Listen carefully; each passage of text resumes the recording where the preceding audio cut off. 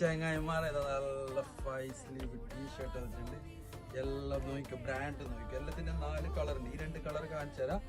Message ആക്കിയെങ്കിൽ ബാക്കിയുള്ള colour photo അയച്ചിട്ടുണ്ടോ. ഇതേത് brand നോക്കി വായിച്ചു. ബോസ്. ഇതിന്റെ വൈറ്റ്, മെറൂണ്, പിന്നെ അതിന് ബ്ലാക്ക് ഉണ്ട്, ബേജ് ഉണ്ട്. 4 കളർ ഉണ്ട്. ഇതാ 88